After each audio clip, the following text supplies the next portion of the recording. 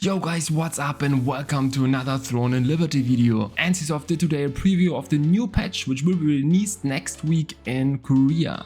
And this will be most likely also impact us for the global release. And it looks just crazy good. That's why I wanted to make here a short video about what is coming and for what you can get hyped. But first I wanted to say thanks to Welbs, who did an amazing job translating all of the Korean livestream. Check him out on Twitch, he's a really nice guy. So in a nutshell, as soon as you are level 50, you can give your spells different effects. So for example, the fire bombs, where you have to stand still usually while you're casting it. You can give them now an effect, and now you can shoot them in movement. Or you make an effect on it that you have one big bomb instead of 3 bombs, but with a larger cast time, which by the way did here 7.5k damage.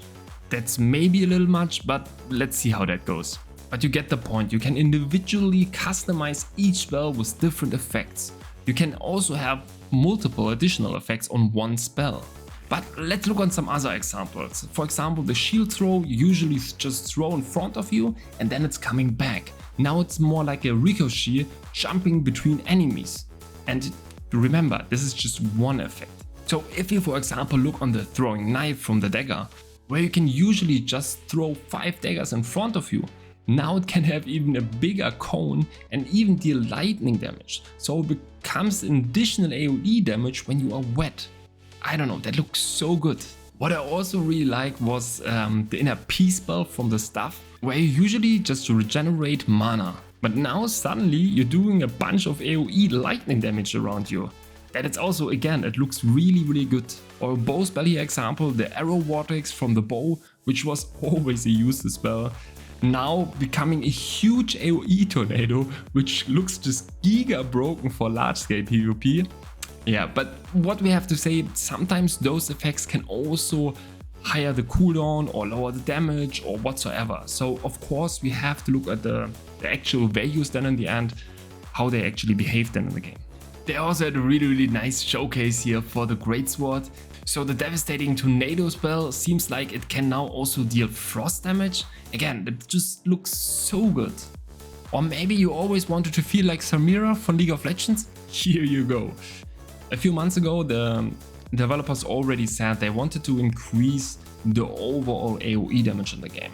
And I think that's exactly what they're going here for, and I think it's really good. Let's see how it behaves then also for large scale PvP, what kind of impact this have. But yeah, since you unlock all of these effects from level 50 on, I really think it will be available when global release hits.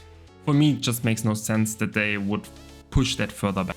Another system which will be released also next week in Korea is the new M+ system, so to say. So the current tier 2 dungeons, which are the hardest dungeons in the game right now, will have 30 different difficulties. And here important, the boss is not only dealing then more damage or is getting tankier. So the higher you go, the boss will get different effects or different boss mechanics in the fight. And I think that's really important for the motivation. But additionally, you will also have their leaderboards and different ifixes, probably weekly I guess. But yeah, it looks again really promising, because there are a lot of people who are not so much into PvP, and here Throne of Liberty could just offer also those kind of people really nice content. Besides that, they also announced different life skills, fishing, cooking, Amai Toy expeditions, and also housing in the future. So I'm not so much into that, but yeah, maybe that excites you. Fishing and cooking will be also soon on the Korean servers, so I'm pretty sure we will have that also on global release. They also talked a little bit about the new zone, which will be released in August in Korea. Of course, we will get their new co-op dungeons, open world dungeons, arc bosses, and of course also different other world bosses and so on. When we have there more information, I will inform you again, of course. Okay, but yeah, I just wanted to share with you the news here because yeah, I'm just really hyped again. So what are you guys thinking? Let me know in the comment section below. So if you are just starting the game, I'm also doing right now a starter series for beginners, where we'll discuss all the fundamentals about Throne and Liberty till the global release. We have already 4 episodes out, so have a look if you are interested. But thanks for watching, see ya soon.